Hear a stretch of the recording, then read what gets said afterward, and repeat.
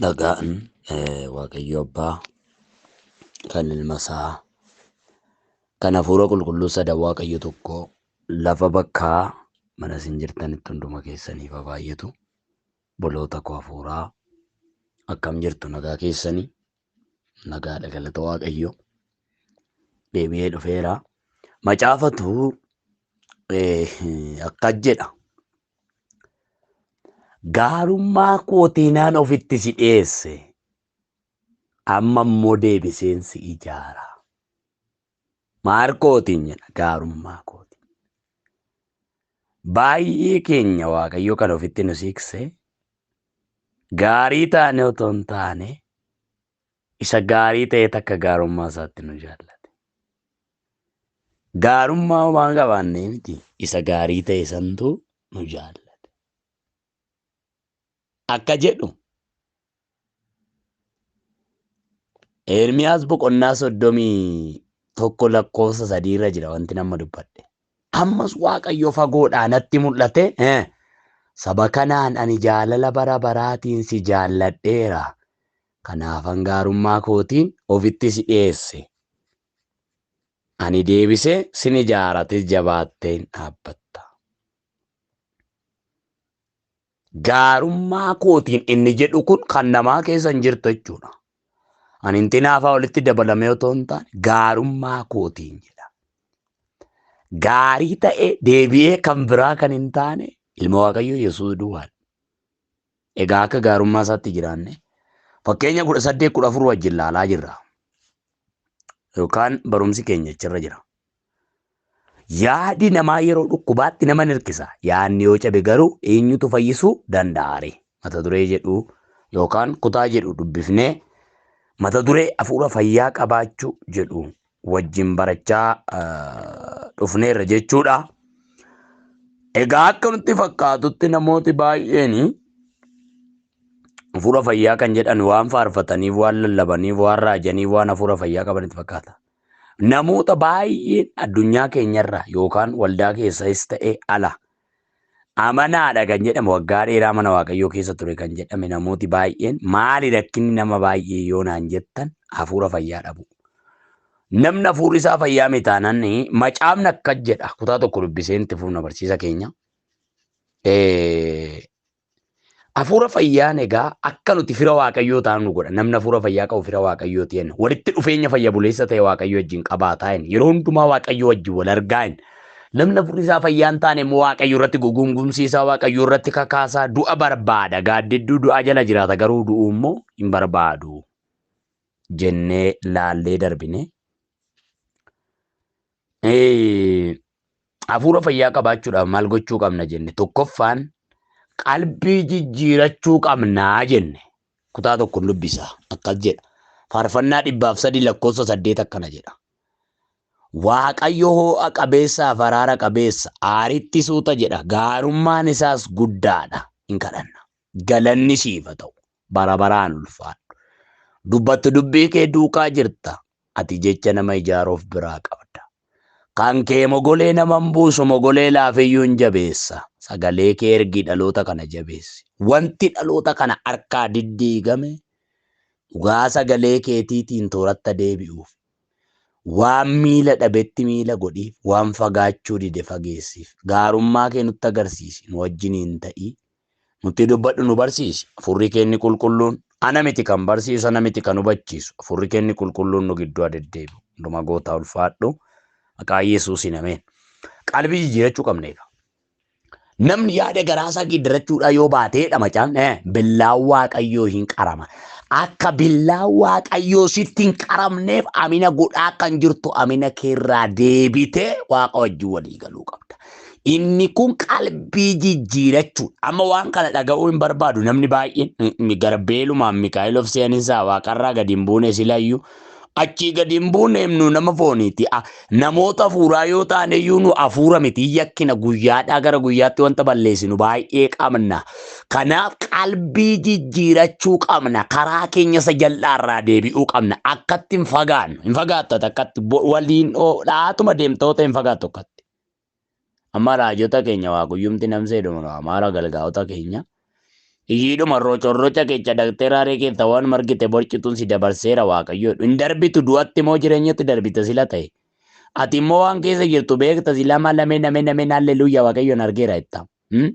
Hin agarre namichatu sitti odeechaa jira si bokoksaa jira malee bokoki. Namicha si bokoksaa jira malee hin agarre Waaqayyo. Maali Waaqayyo waan ati keessa jirtu taasaa malee oduu ati waliin dhaa jirtu Waaqayyo sin guddisaa siin hin jedhu. Sirradhu mucaa koo'edha. Haleluuyaa. Kunoo hafuura fayyaa qabaachuu barbaadda. Hafuura Waaqa wajjin walii galu. Hafuura Waaqayyo wajjin walitti sisiksu. Hafuura Waaqayyo wajjin akka ati deddeebituuf walitti dhufeenya fayya buleessa ta'e isa wajjin qabaattu si taasisu qabaachuu barbaadda qalbii jijjiiradhu. Waaqayyoodha. Haraara qabeessaa fi ho'a qabeessa. Haaritti immoo suuta'edha. Haaritti suuta jedha jechi jedhu kun namaaf obsa jechuudha. Anammaan ibsin namaaf obsuu dadhabneera. Riyyaadhaaf obsuu. Anaaf Kiristoos akkasii obse beekta taanaan namaaf obsuu hin rakkisu. Warri akkasii obsame hin beekne namaafis obsuu hin dandeessan. Ila sii obse gooftichi. Anaafis siifis kan obse isa. Egaa akka inni sii obsetis obboleecha keetiif obsuu qabda. Obsuun gaariidha. Obsi hojii hafuuraa keessaa isa tokkodha waan ta'eef. Kanaaf qalbii jijjiirachuu qabna. Hafuura fayyaa qabaachuudhaaf qalbii jijjiirachuu qabna. Qalbii jijjiirannaan shaaworii hafuuraati. Hin dhaga'ama. Shaaworii hafuuraatiin jedhe. Gaafa qalbii jijjiirannu Waaqayyotti tola. Gaafa dhagna dhiqannu akkuma shaaworii gaafa galtasinitti tolu. Gaafa qalbii jijjiirrattan Waaqayyotti tola. Lubbuun keenya boqochuu kan dandeechu gaafa nu qalbii jijjiirannu, gaafa nu foon nyaanne miti, gaafa nu maal gaane waan ta'e goone miti, gaafa miree yoo ittan gaafa qalbii jijjiiranne. Kanaaf qalbii jijjiirannaan shaaworii hafuuraati. Namooti baay'een egaa xurii alaa kana namarraa baasa bishaan. Qalbii jijjiirannaa gaafa qalbii jijjiirattu garuu kosii keessa keetii baafta. Jal'ina, hamina of keessaa baafta. Gaafa qalbii jijjiirattu Waaqayyo si haa gargaaru. Akka jedhu Phexros isa lammaffaa boqonnaa 2:22 jechi sareen diddiga isaatti deebi'a akkasumas booyyeen dhiqatee dhoqqee keessa gangalachuutti hin deebi'a jedhu dhugaa ta'uu isaa waan isin kana irra ga'uun hin mul'ataa'edha. Amma namooti baay'een maal qabu naan jettan amala sarootaa fi amala booyyee qabu. Hin dhageessa. Ani sareedhati isin hin jenne amala sarootaa fi amala booyyee warra qabantu jira. Amala isaa. Waaqayyo nama gaafa uumu nama jedhee uume malee booyyee jedhee nuumne saree jedhee nuumne warra mala sarootaa fi amala booyyee qaban garuu jiru. Akkamittidha? Sareen diddigatti deebi'aadha. Booyyeen dhiqatee dhoqqeetti deebi'aadha. Inni kun maaltu argisiisa namoota qalbii jijjiirratanii achuma ta'an. Hin godhu lammatatti deebi'aniidha achuma. Hin soboodha achuma. Hin amaddoodha achuma. Irratti hin ka'uudha achuma. Qalbii boo'anii qalbii jijjiirratanii namoota lafa sanatti deebi'an. Alaamee dhaggeeffadhu. Qalbii jijjiirrattee laficha hin sokkitu yoo ta'e waan sana garaa kee keessaa baaftee hin sokkitu hin dhiiftu taanaan ati amala sarootaa fi amala booyyee akka qabdu hin dagati. Qalbii jijjiirannaan egaa shaaworii hafuuraati.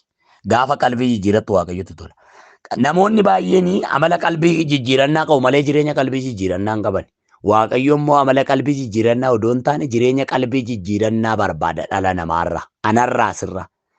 Qalbii gaafa jijjiirattu kosii of keessaa xaragda. Kosii wajjin namni Waaqayyoo ta'uu hin danda'u. Iddoo Waaqayyoo buufatu iddoo qulqullaa'aadha. Gaafa qalbii jijjiirattu laphee kee qulqulleeffatta akka hafuurri Waaqayyoo si keessa taa'u.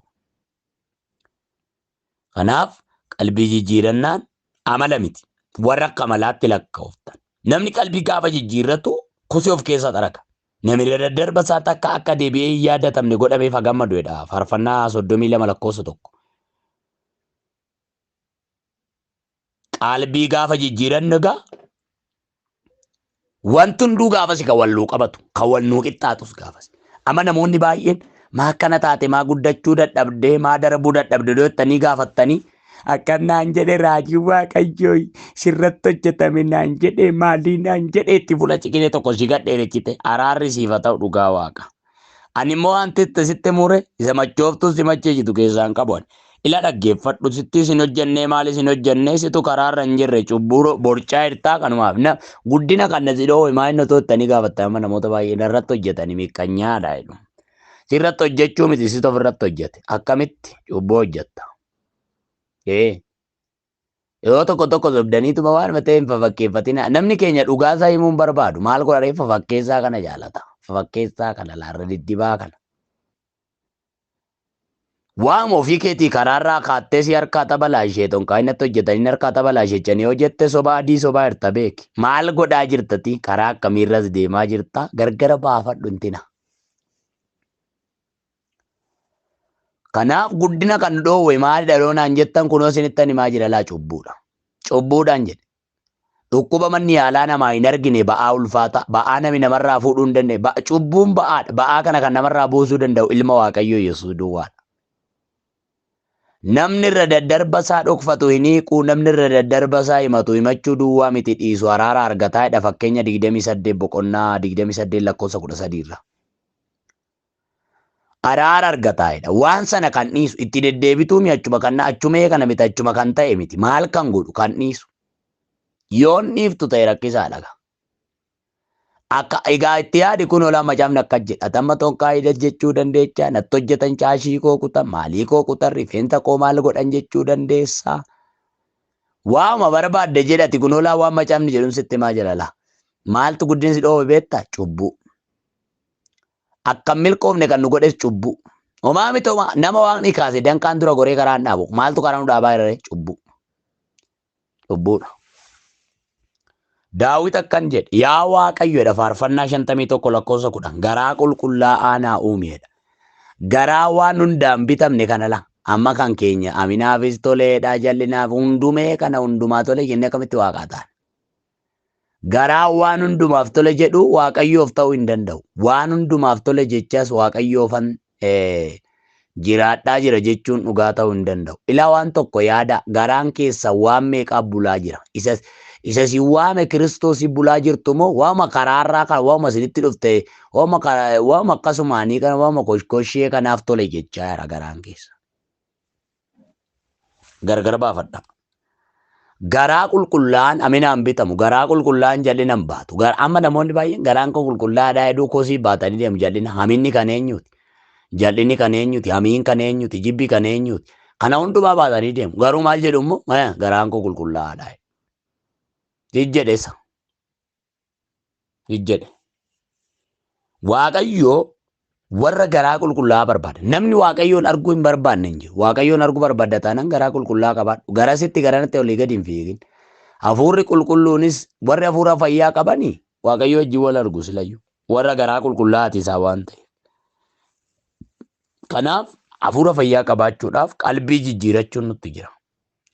Nu namoota hafuuraa ta'aniyyuu hafuura miti qalbii jijjiirachuu si barbaachisate garbeelli Mikaa'ela miti la waaqarraa gadi hin buune yakkitaan balleessitaa qalbii jijjiiradhu. Amma waaqatti araarame nama jedhuun hin barbaadan min ceetaa odoo siin jedhanii cubbuu faana isa jaallattati. Hin ta'u hin ceetu ijatti ceeta. Du'atti moo jireenyatti.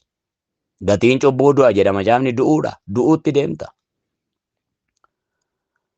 Iyyoob boqonnaa 22 lakkoofsa 21 irratti Waaqayyotti araarami nagaatti jiraadhu kanaanis waan gaarii sii taa'edha. Eewutti waaqatti.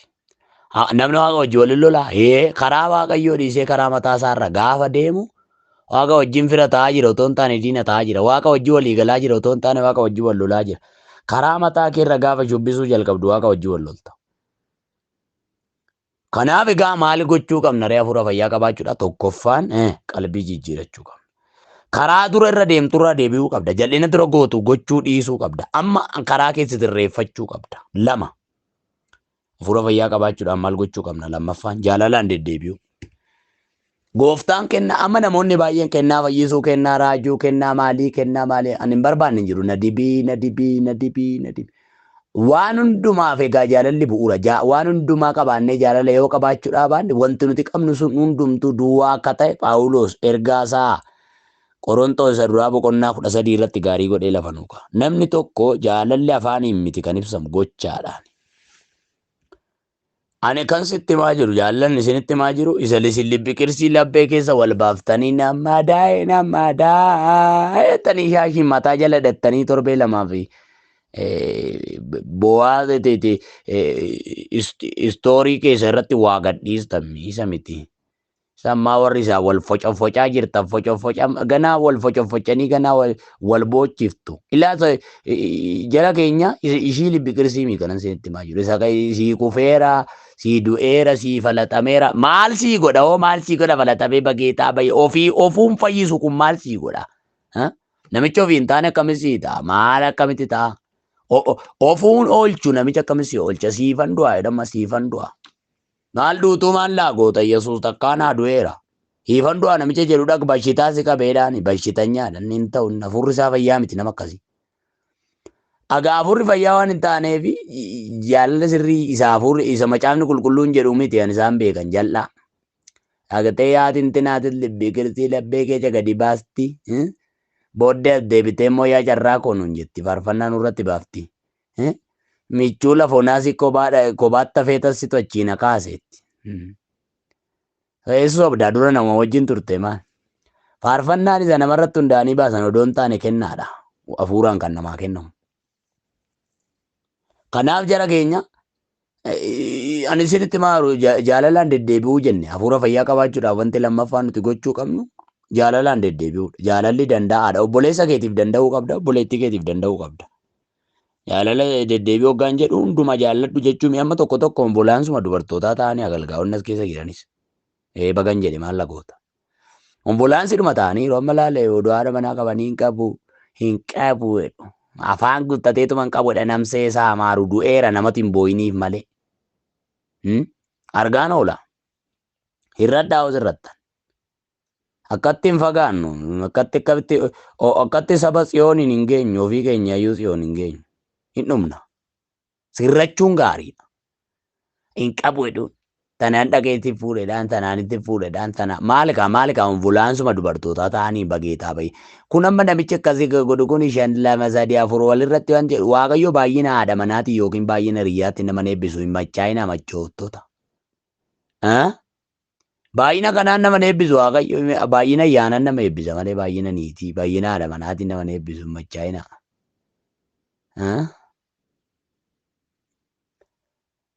Achii dhaqanii seeyyan Tama gaafatu ombulaansuma ta'anii dhugaa waaqa. Ombulaansidha kuni malee kun namicha kana godhu ombulaansidhanni. Maal moo waldaa dubartootaa banuu barbaade laata yaa Waaqayyo. Nurraa ta'a. Jaalalli ani jedhu samiti. Isa Kiristoos irraa barreen jedhaani. Kiristoos fannoo irra waan gurguddaa lama nutti argisiise. Jaalalaaf araara. Nu jaallate akkamitti lubbuu nuu laate. Nurraa barbaadee miti nuu laateti malee. Wayyoo wayyoo. Haaleluuyaa. Narraa barbaanne anumaan na barbaade malee.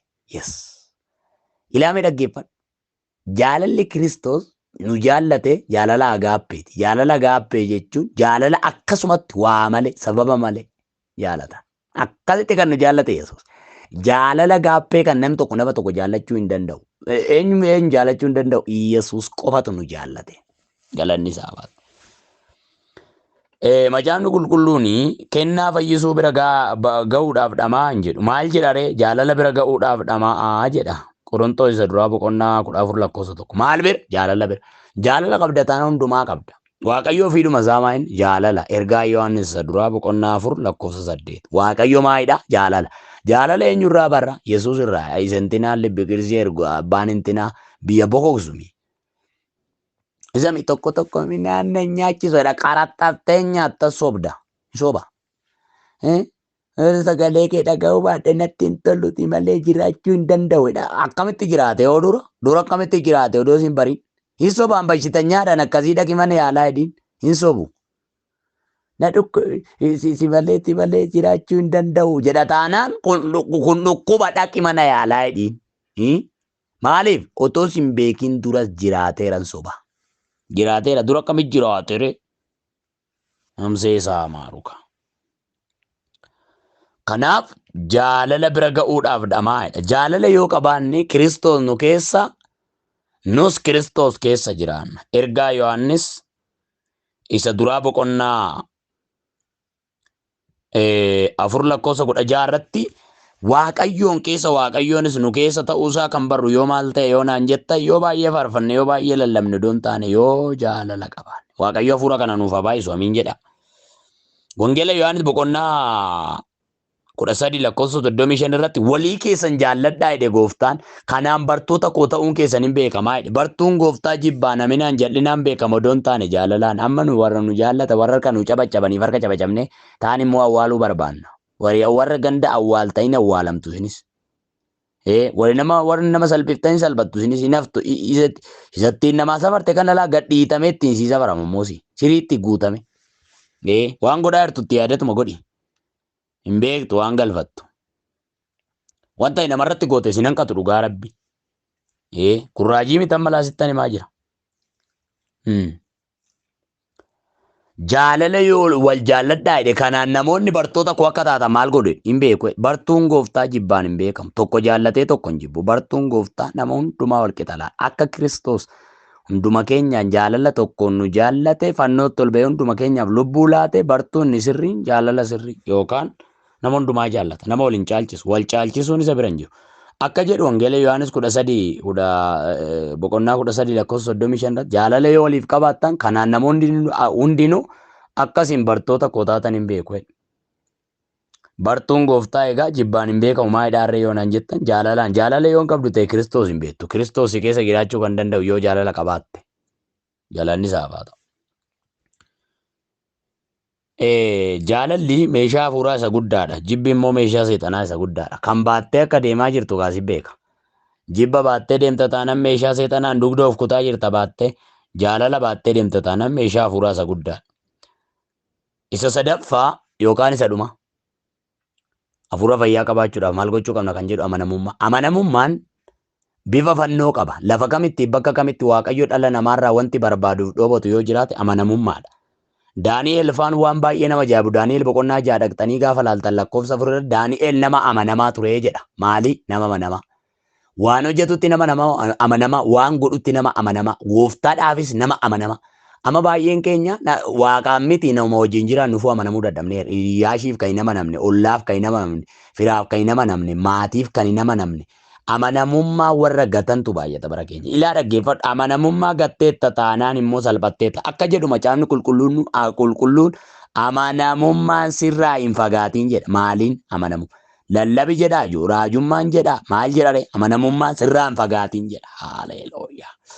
Akka jedhu fakkeenya 3 boqonnaa 3 lakkoofsa 3 gaarummaaf amanamummaa sitti hin fagaatiin morma keetti hidhadhu gabatee keessa keettis caafadhu.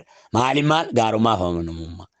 Amanamummaa waan jedhu kanaan namoota baay'ee biraa kan dhabame. Waaqayyo dhaloota amanamu barbaada. Haalaan kan waaqeffannaa hin jijjiirre, haalaan kan lallaba hin jijjiirre, haalaan wantoota kan hin jijjiirre dhaloota amanamu.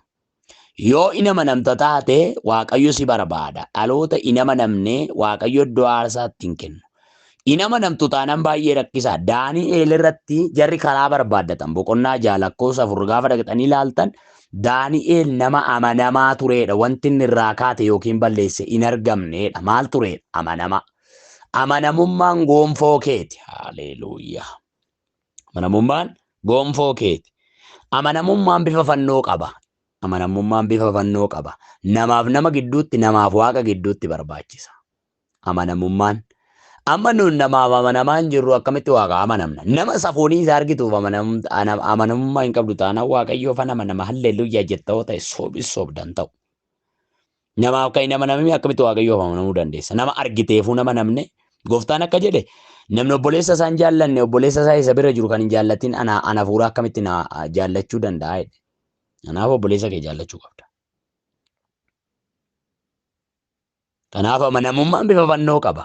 Namaaf waaqa gidduutti waaqaaf nama gooftaa isa si dibeefis amaname. Amma waliin dha'utti dacha'aniiru galgaa'onni. Waliin makuu kanatti dacha'aniiru. Achii halaaku. Nurraa ta'a jara keenya. Dhugaan dubbii Waaqayyoo nurkatti hin badin. Akka jedhu Tiitoo yeroo gorsu Phaawulos dubbii Waaqayyoo maqaa gadhee akka hin godhannettidha.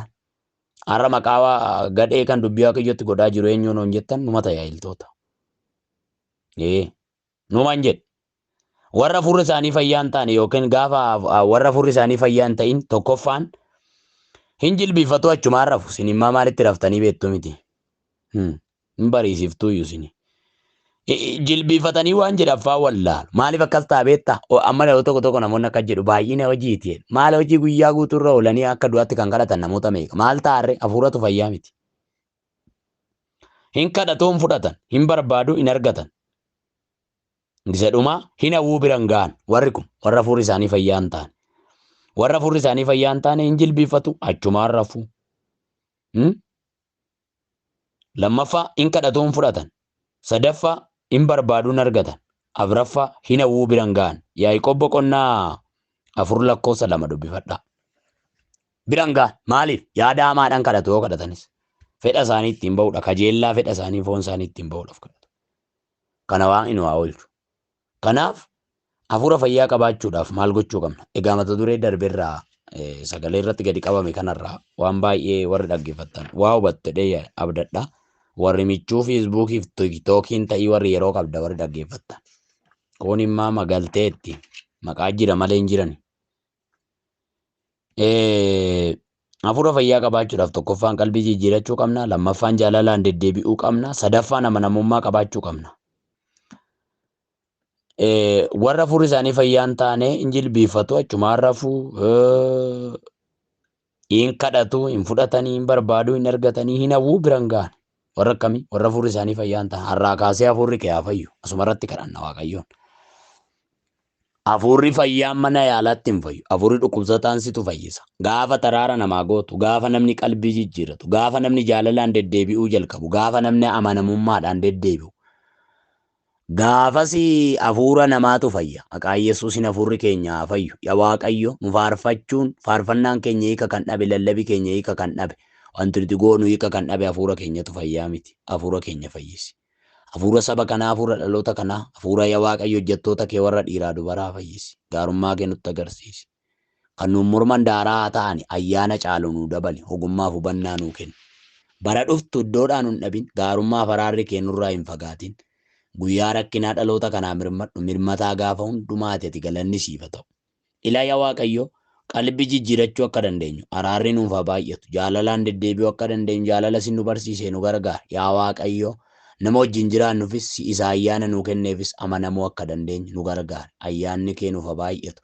Lafa kamitti amanamummaan si wajjin jiraachuu akka dandeenyu ayyaana nu baay'isi. Hundumaa waan gootuuf ulfaadhu maqaa Yesuus Kiristoosiin. Ameen.